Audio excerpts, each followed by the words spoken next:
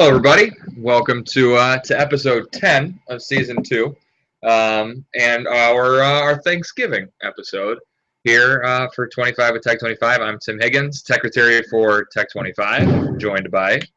I'm Andrew Benton, Data and System Specialist for the district. I'm Chris Fano, Director of Technology for the district. Cool. And pretty much what we want to do today was share some, pretty much it's like a very weird array of things that we kind of use on a daily basis or use often, things that we're thankful for, technology that makes our lives easier. And so I suppose we'll just kind of jump right into it. Before we do. Okay. Just as you're getting set up there, I want to make sure we all know that a lot of these things we're thankful for, tips and tricks, software, but there's only one thing you can really be thankful for every year. It's good people to work with, students out there, staff that we're working with. That's what I'm most thankful for. So above everything else, it's about the people. Oh, thank you. I didn't know we were going to be wrapping like a moral, nice lesson into this whole thing on top of the technology. Tech's one way to just bring us together, and that's what we're going to be able to show everybody today. Oh, well, thank you. No. And with that, we're also very thankful. Right. With that, I am going to jump right on into a couple of things that I want to talk about first, some of the things that I like. And as we all do, being American people, we like more. We like more of everything. And so I just want to point out a couple of different places where you can always find more options to do more things, starting with Google Drive. And so if we're in our Drive and we click on either a file or a folder, we notice that up top we get a whole bunch of options. We get the normal, you can take the link, you can share it. But in Google, they tend to not necessarily always label everything.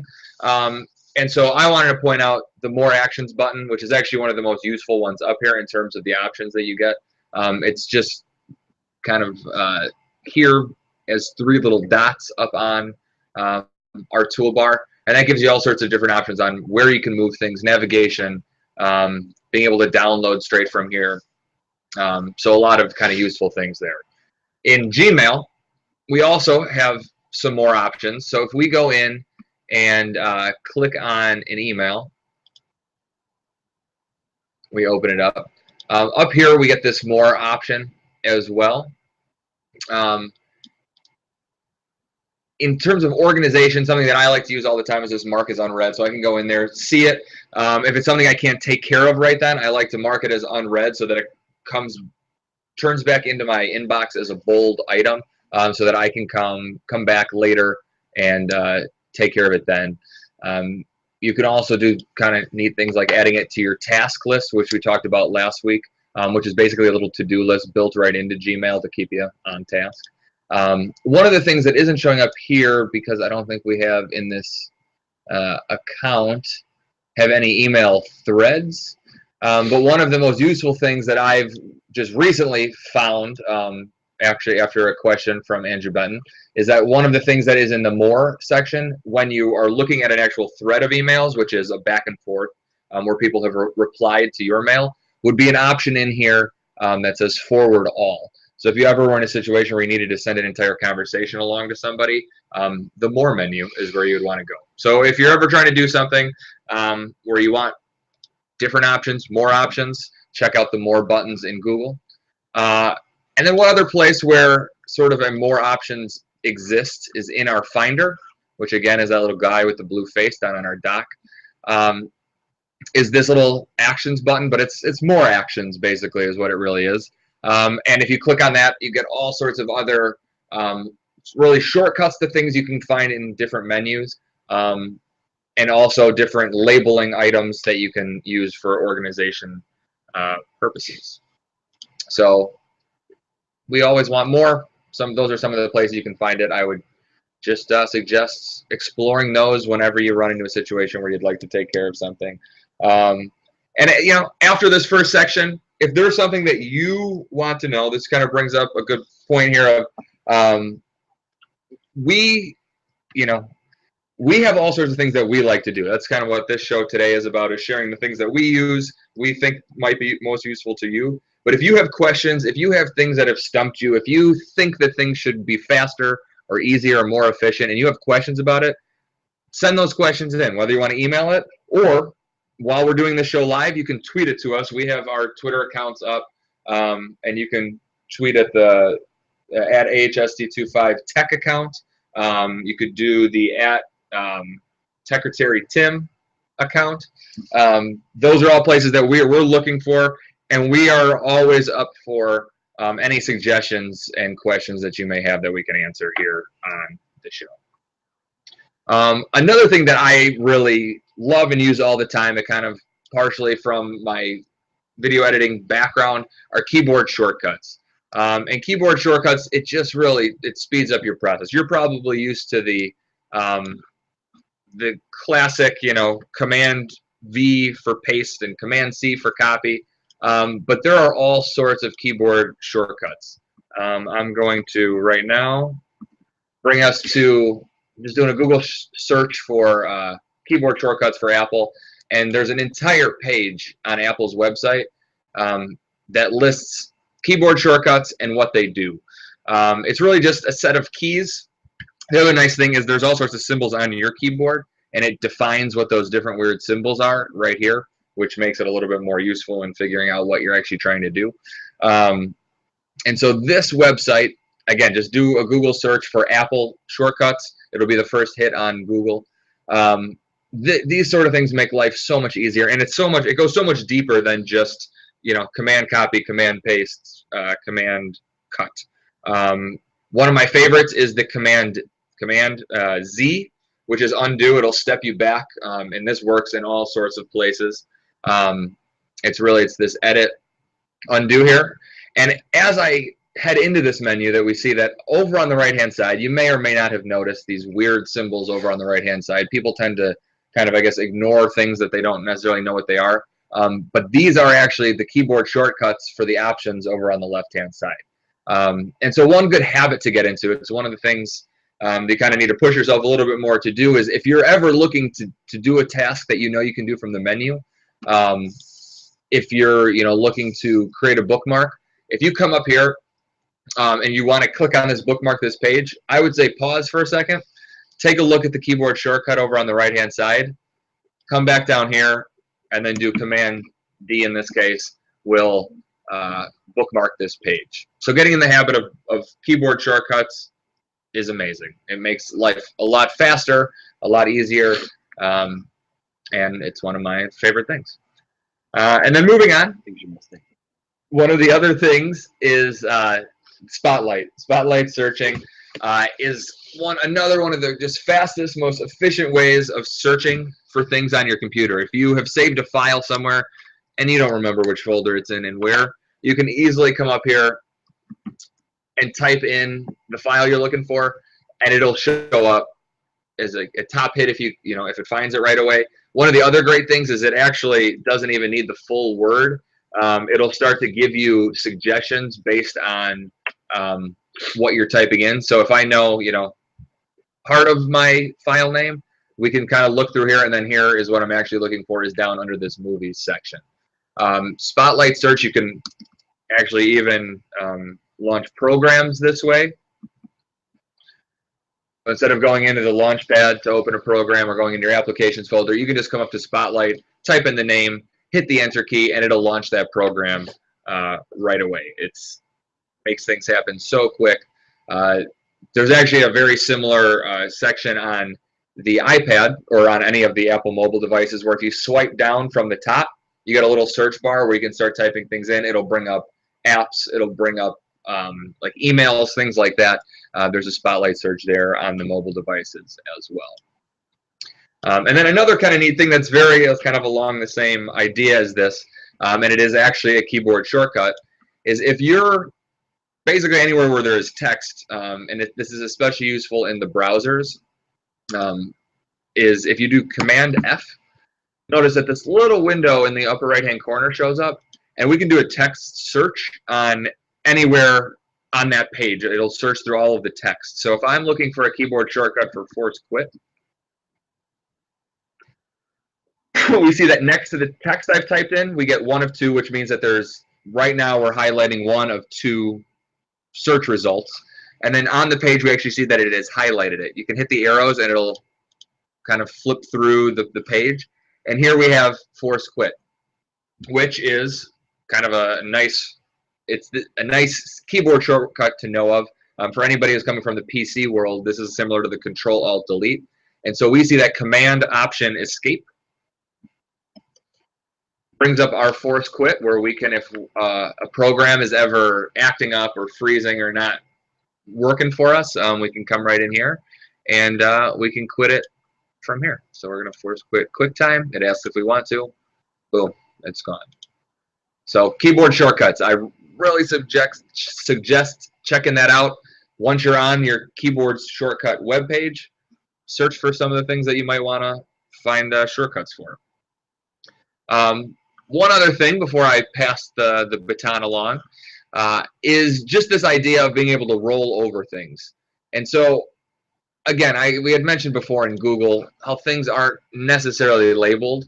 But one of the great things in this sort of tech world is that if you roll your cursor over most icons that you don't understand what they are and leave it there for a second, it will give you a little description as to what that button or symbol means or what it does. And so rolling over stuff, just being a little bit patient, you can find out a lot of information very quickly and easily just by rolling over and pausing on stuff. So those are a couple of things that I'm thankful for that make my day today a little bit easier. And I'm going to pass it along to Andrew over here.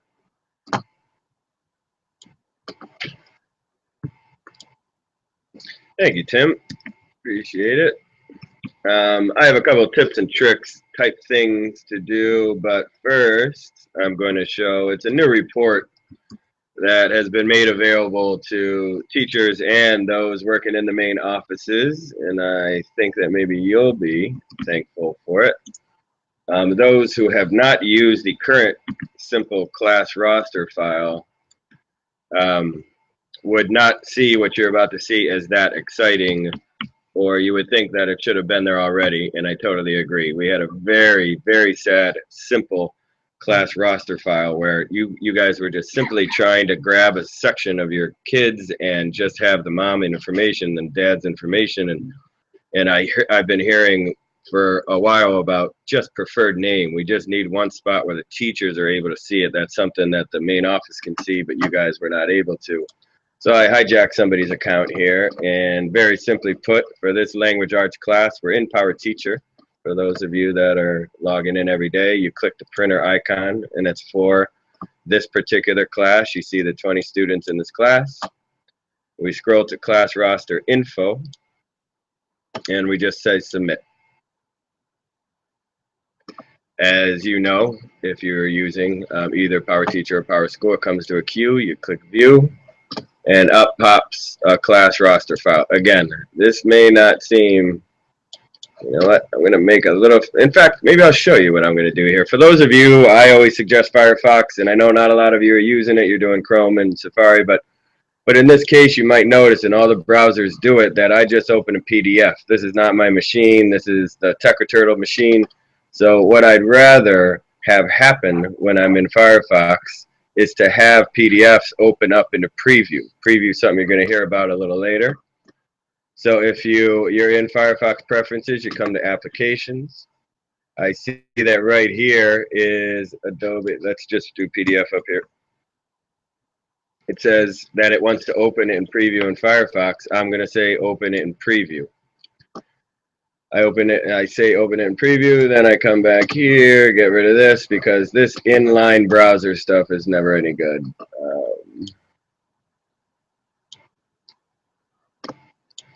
I'm going to ask for class roster info again, and hopefully in submitting and clicking view. See, there we go. So you see what happened, it actually opened in preview instead. And in that case, you're able to actually highlight just the mother's email and the father email, and copy and paste that into your Gmail BCC. You always want to use BCC when you're communicating with a group of parents. But this was actually not available to you. You guys were having to go one by one through the teachers and copy and paste, and And you're actually having to copy and paste one by one, and I know how sad that was, and I apologize for it. We now have this ability that if you're open it up in preview, you can highlight the emails, you can copy it, and then you can hop over to Gmail. Let's go to hop over to Gmail, compose a new message.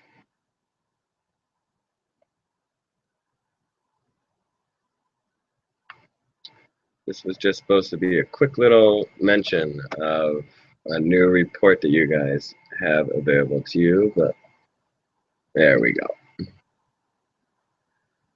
So you compose a new message. Of course, you always want to put it in BCC, and then if you just paste, there are the parent emails. And so you can save, also use groups, which you've learned in previous episodes, to save this group as your language arts section 2, period 3, or whatever, and then you'll have that group for the year. So that is the new class roster file. I do want to show that in. Sign out.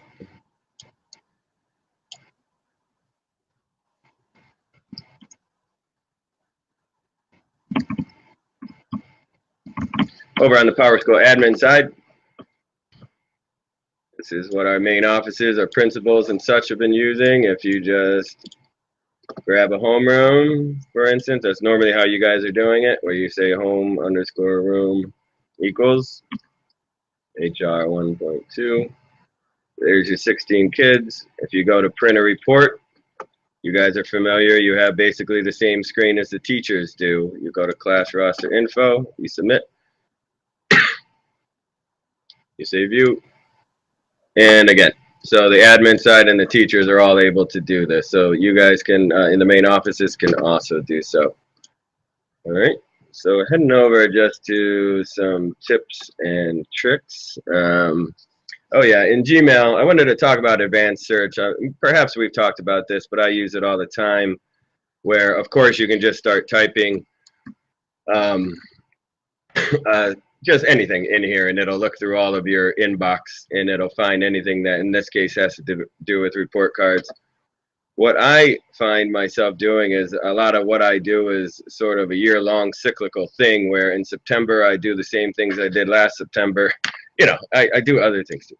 But we do some repetitive stuff, and so I may have crafted an email to explain something last year regarding report cards. So what I sometimes try to do is say, has the words report card, and then down here, dates within, you can say within 1 week of, and I'll say last November at this time.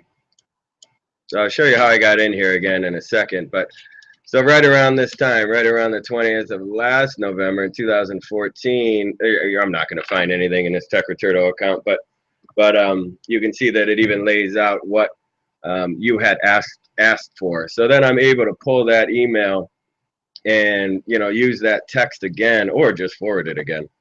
So all I was doing in there was click this little drop down, and you have all this advanced searching. You guys are probably familiar with a lot of this other stuff, but that's something that I like to do. I look back to this time last year. I know some of you also keep a lot cleaner inboxes than I do. I just keep everything, and so I do have stuff from a year ago and sometimes even 2 years ago. I want to show this where I know a lot of people leave their computers on for days and weeks at a time. It's actually not the best idea. Your computer, just like yourself, needs a little restart every now and then. Just a little rest and a little regroup, reset. And so when it does come time to shut down your machine, I watch a lot of people and they're fumbling around and they're clicking these little red X's, and that's not really accomplishing anything other than closing the window.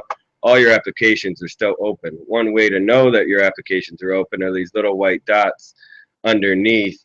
If you look down in your dock, these applications happen to be open. So the one thing that you may or may not know is that if you click and hold on the icon in the dock, you can just quit right from there. So if I don't want to quit what everybody's going to be doing here, I don't know, what is this? Are we using this? Yes. Yeah. Firefox is I'm gonna close down all the finals demo stuff. He's gonna do Evernote. But I'm sorry, when you'll see a lot of white, and the reason I bring it up is I might have 10 of these white dots on my dock and I'm ready to shut down the machine. You of course don't want to shut down with all those applications open. You'd like to close them first. But if you can picture just sliding across, holding it and quitting, sliding across, holding it and quitting, that's actually a really quick way, a nice way. A lot of people don't realize that you can just do that before you shut down your machine. Another thing that, another little tip, trick, let's say that I wanted to, I don't know, take a screen snap of this picture. If you didn't know, no matter where you are in the Mac OS, it doesn't matter what application you're in. If you hold Shift, Command, and the number 4, Shift Keyboard shortcut. Shift Command number 4. You see my cursor turn into a little crosshair. If I was to just drag across here, I don't know if you guys were able to hear that. It made a little camera sound. I'm actually going to take another one. You don't have to like worry about the picture that you just took for a second. I'll just do this little crosshair. I mean, the crosshair showed up, and I'll just drag and grab these. It always jumps out to your desktop. Screenshots always jump to your desktop. So if you go and just double click, you see now that in preview, I have a preview version of that. When you're in preview, you can always export. You can export to some sort of image. Let's say you wanted that not to be a PNG, but you wanted it to be a JPEG, which most of the world would rather have. You can come in, and all I did was say export, and I'm going to change it to a JPEG, name it, and save it. So now it's a JPEG that you can send off to somebody. We would love for you guys to do as many screenshots as you can when you're writing into us, emailing us about issues that you're having. Screenshots are obviously very helpful to us so we can see what the error is or whatever it might be. So Shift, Command, or the screenshots end up in your desktop, on your desktop. And one other thing, I was talking about how in anywhere in the Mac operating system that you can use that Shift Command for. Another thing you can do is anywhere that you're able to print, no matter what application you're in, there is the idea you can actually save as, you can save as PDF. So I'm in Chrome right now, and I can save this email as a PDF. All I got to do is name it. And that was just stored as a PDF. If I am in, all right, I'm going along here. If I'm in Word, somebody sent me a Word file, or Google Docs, of course. I just grabbed Word because it was sitting there in the doc. Any application, so it doesn't matter what you're in. If you can save file print, you can save the PDF. I've noticed that a lot of people do know this, but the people who don't are amazed and surprised, and they wish that they had known that there was such a thing. I'm going to say file print. Down here in the bottom left, just browse whatever dialog box shows up. In this case, PDF is down here. So if you say save as PDF, you can create a PDF and send it. So it's an uneditable document that you can ship off to somebody else. And so, yeah, that's in any application. And I hope some of those tips are something you'll be thankful for. All right, I'm going to hand it over to Final. Thanks, Andrew. Yep. Well, so that's what we wanted to really showcase today was some of the things that we are thankful for in terms of organizing, accessing information, being able to stay connected with one another. And we're going to be able to do more shows like this. And like Tim said earlier, we want your input.